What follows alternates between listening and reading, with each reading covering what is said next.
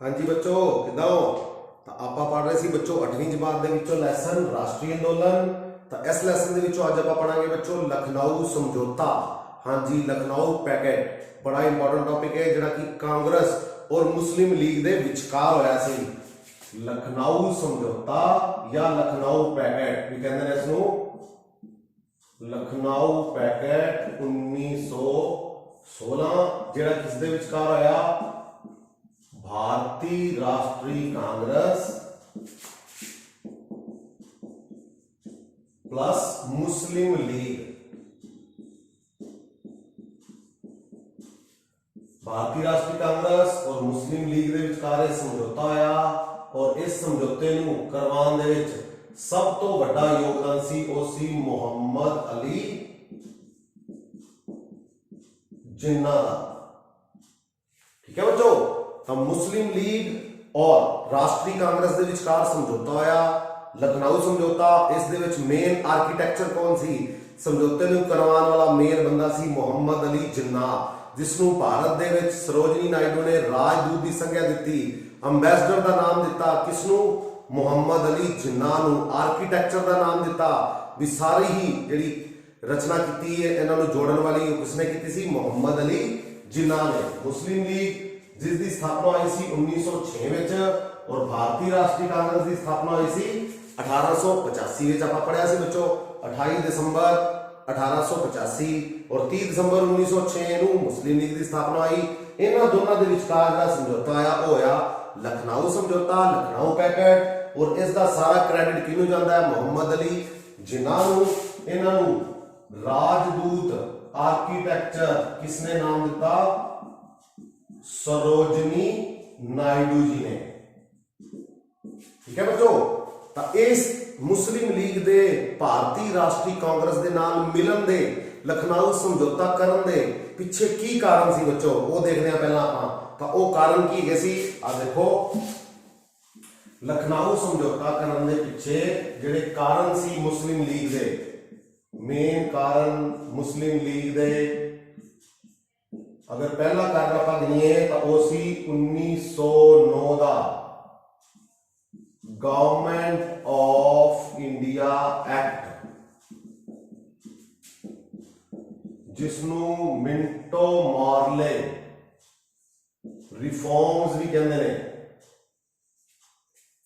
दूसरा सी बच्चों 1911 विच बंगाल दी वंड नूं रद्द करना, वंड दा रद्द होना। और तीसरा मेन कारण सी पहला विश्व युद्ध 1914 तो 1918 ईस्वी तो होया सी बच्चों।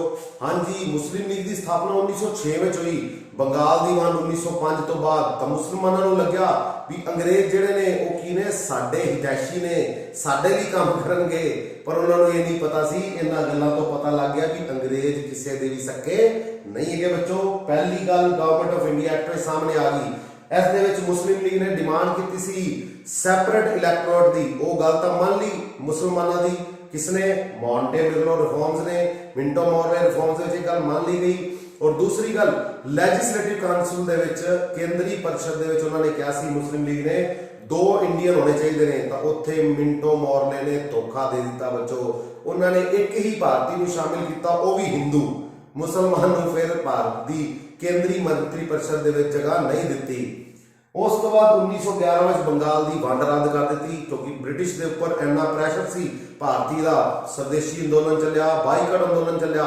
तो इन्ना प्रैशर होने के बावजूद ब्रिटिश गवर्नमेंट को लॉर्ड हार्डिंग को 1911 के जिहड़ा कि उस टाइम भारत का वायसराय सी उन्होंने बंगाल की वंड को रद्द करना पिया।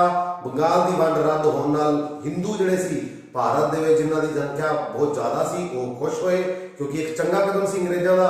पर मुसलमान जिहड़े ने वो नाराज हो गए क्योंकि उन्हां दी गिनती भारत दे विच घट सी बच्चों। तो इत्थों पता लग गया मुसलमानों को भी अंग्रेज साडे सके नहीं है। तीसरी जिहड़ी इंपॉर्टेंट तत्काल कारण बनया इमीडिएट कॉज बनया तत्काली कारण बनया वो बनया पहला विश्व युद्ध। इस दे विच बच्चों तुहानूं पता सी 2 ग्रुप सी ਇੱਕ ਦੇ ਵਿੱਚ ਬ੍ਰਿਟੇਨ ਔਰ ਦੂਸਰੇ ਪਾਸੇ ਸੀ ਤੁਰਕੀ, ਜਰਮਨੀ, ਆਸਟਰੀਆ ਤੇ ਹੰਗਰੀ। ਔਰ ਤੁਰਕੀ ਦਾ ਜਿਹੜਾ ਸੁਲਤਾਨ ਸੀ, ਤੁਰਕੀ ਦਾ ਸੁਲਤਾਨ, ਉਸ ਨੂੰ ਮੁਸਲਮਾਨ ਪੂਰੀ ਦੁਨੀਆ ਦੇ ਕੀ ਮੰਨਦੇ ਸੀ? ਆਪਣਾ ਖਲੀਫਾ ਮੰਨਦੇ ਸੀ। ਬੱਚੋ ਯਾਦ ਆ ਗਿਆ? ਇੱਕ ਪਾਸੇ ਸੀ ਮਿੱਤਰ ਰਾਸ਼ਟਰ, ਦੂਜੇ ਪਾਸੇ ਸੀ ਧੂਰੀ ਰਾਸ਼ਟਰ। ਪੜਿਆ ਸੀ ਆਪਾਂ ਪਹਿਲੇ ਵਿਸ਼ਵ ਯੁੱਧ ਵਿੱਚ। ਪਹਿਲਾ ਵਿਸ਼ਵ ਯੁੱਧ 28 ਜੁਲਾਈ 1914 ਨੂੰ ਸ਼ੁਰੂ ਹੋਇਆ ਸੀ। 28 ਜੁਲਾਈ 1914 ਨੂੰ ਪਹਿਲਾ ਵਿਸ਼ਵ ਯੁੱਧ ਸ਼ੁਰੂ ਹੋਇਆ ਸੀ। ਇੱਕ ਪਾਸੇ ਸੀ ਬ੍ਰਿਟੇਨ, ਠੀਕ ਹੈ ਨਾ, ਬ੍ਰਿਟੇਨ, ਅमेरिका, द पावरफुल कंट्रीज, दुनिया के शक्तिशाली देश। दूसरे पासे कौन सी? जर्मनी, ऑस्ट्रिया, हंगरी और तुर्की। तुर्की जिसनों की ऑटोमन एम्पायर का नाम दिता जाता सी। और पूरी दुनिया के मुसलमान तुर्की के सुल्तान नूं की मनदे सी? अपना खलीफा मनदे सी।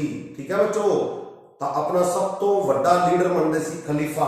तो हुण देखो जिहड़े हिंदुस्तान दे विच मुसलमान रह रहे सी, तो उन्हां नूं जदों पता लग्या ब्रिटेन किस दे खिलाफ लड़ रहा है, तुर्की के खिलाफ लड़ रहा है, उन्होंने सुल्तान के खिलाफ लड़ रहा है, उन्होंने खलीफा के खिलाफ लड़ रहा है, तो फिर तुहानू की लगता है फिर मुसलमान किस दे हक की गल करते? हाँ जी, तो इतों भी मुसलमानों को पता लग गया भी अंग्रेज, ब्रिटेन, इंग्लैंड वाले साडा साथ देने वाले नहीं। तो यह एक तत्कालिक कारण बनया।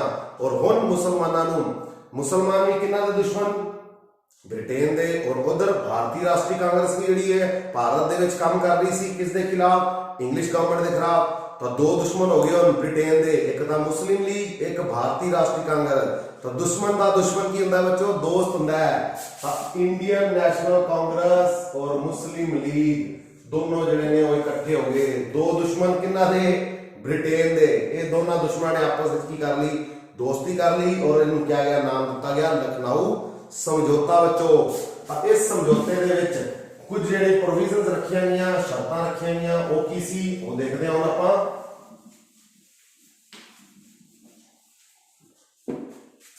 हाँ जी, एग्रीमेंट साइन होया तो पहली शर्त रखी गई हिंदू और मुसलमानों के लिए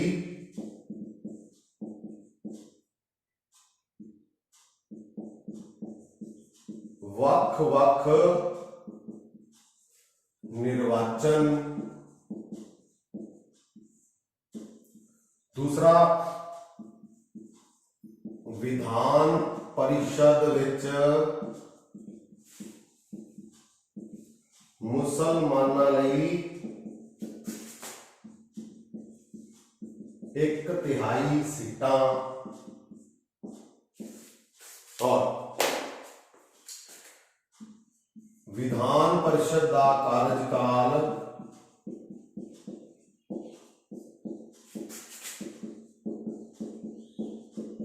कितना होना चाहिए बच्चों? 5 साल, जिहड़ा 3 साल सी। भारतीय सचिव दी तनख्वाह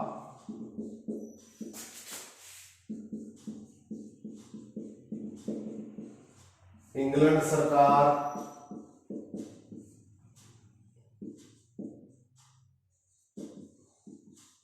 देवेगी। कार्यपालिका तो वख न्यायपालिका की व्यवस्था की जाएगी।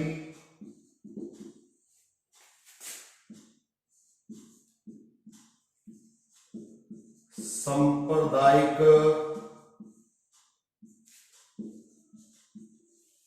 विटो शक्ति यानी कि 3/4 सीटां। हाँ जी बच्चों, तो ये कुछ मेन गल्लां सी एग्रीमेंट दियां, लखनऊ समझौते दियां। हिंदू और मुसलमानों लिए वखरा निर्वाचन क्षेत्र होएगा। जिथे हिंदू कम्यूनिटी ज्यादा आएगी उत्थे हिंदू ही की होएगा, हिंदू कम्यूनिटी का ही व्यक्ति जिहड़ा कि कैंडिडेट होएगा, उत्थे हिंदू व्यक्ति ही जिहड़े ने वोट पाएंगे। जिथे मुसलमानों की गिनती ज्यादा आएगी उत्थे कैंडिडेट भी मुसलमानों का होएगा और सिर्फ वोट भी पाने का हक किन्हां नूं होएगा?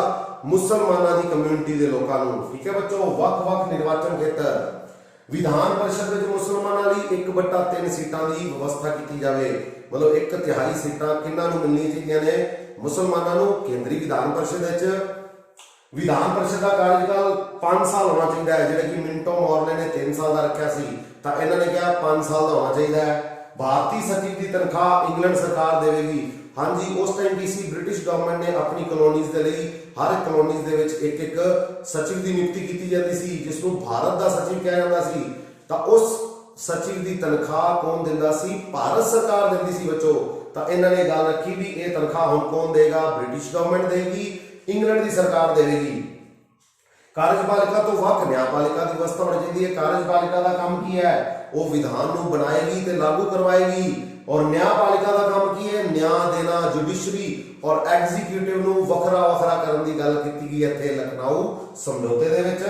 सांप्रदायिक विटो शक्ति, हाँ जी, अगर किसी कम्यूनिटी का कोई मसला है, वो बिल किसी कम्यूनिटी नाल संबंधित है, मान लो हिंदू कम्यूनिटी नाल संबंधित है, तो वह केंद्रीय परिषद दे विच आंदा है। तो उस कम्यूनिटी दे 3/4 सीटां दे मैंबर होने चाहिए ने। 3/4 सीटां उन्हां कोल होणियां चाहिए ने, यानी कि 75% उस कम्यूनिटी के लोग एग्री होणगे, तां ही वो बिल पास किया जाएगा। सांप्रदायिक विटो, सैपरेट विटो पावर शक्ति, यानी कि कुल 100 सीटां ने मान लो, तो उस दे विचों 3/4 यानी कि 75 मैंबर उस कम्यूनिटी के होने चाहिए ने, जिस कम्यूनिटी नाल रिलेटेड वो बिल लियांदा गया है, तां ही उस बिल को पास किया जाएगा बच्चों। हिंदू ने तो हिंदुओं नाल संबंधित 75% विटो होनी चाहिए है। 75% लोग हिंदू जिहड़े ने केंद्रीय मंत्री परिषद के एक पासे होने चाहिए ने। जे मुसलमानी कम्यूनिटी का बिल आया, मुस्लिम कम्यूनिटी का बिल आया, तो उस दे विच 75% लोग अगर मुस्लिम कम्यूनिटी के ने वो एग्री होंदे ने, तां ही वो बिल पास होएगा बच्चों। और इसका नतीजा की निकलिया बच्चों? लास्ट दे विच इस समझौते का डोमिनेंट स्टेटस, 2 राष्ट्रीय सिद्धांत का जन्म हो गया इत्थे। 2 राष्ट्रीय सिद्धांत, डोमिनेंट स्टेटस, जिहड़ा कि बाद विच भारत और पाकिस्तान के रूप में सामने आया। अपने को 15 अगस्त 1947 को भारत आजाद होया, पर उसके 2 भाग कर दिते गए, 2 टुकड़े कर दिते गए। हाँ जी, वो किसका ही नतीजा सी? लखनऊ पैकेट 1916 का। जिहड़ियां ये गल्लां मनियां गईयां, हिंदू और मुसलमान इकट्ठे तो जरूर हो गए, इकट्ठे उन्होंने आजादी की लड़ाई दे लई शुरुआत कर दी। और भारत दे विच उन्होंने डिमांड की भी हुण मुसलमान यानी कि भारतीय राष्ट्रीय कांग्रेस और मुस्लिम लीग मिल के लड़ेगी, और अंग्रेजों को की लेगी? Self government. हाँ जी, सेल्फ गवर्नमेंट तो मिल जाएगी, दोनों इकट्ठे हो गए, पर राष्ट्र आके अंतिम नतीजा की निकला? जो तक भारत आजाद होया तो उसके 2 भाग हो गए, एक पाकिस्तान बन गया और दूसरा हिंदुस्तान बन गया बच्चों। ठीक है, डोमिनेंट स्टेटस, जिस तो भारत सरकार और मुस्लिम लीग भारतीय राष्ट्रीय कांग्रेस है जी वो कदे भी खुश नहीं हुई। मुसलमान तो चाहते ही सी भी सानू की मिले, एक अलग वखरा राज मिले, जिस दे सिर्फ ते सिर्फ मुसलमानों की कम्यूनिटी होए, सिर्फ मुस्लिम लोग होन, और उन्होंने वो देश मिला पाकिस्तान के रूप में बच्चों। तो ऐसी लखनऊ समझौता उस दे विच किहड़ियां शर्तां रखियां गईयां। दूसरे पासे गल करते हैं बच्चों आप लखनऊ सैशन की। लखनऊ सैशन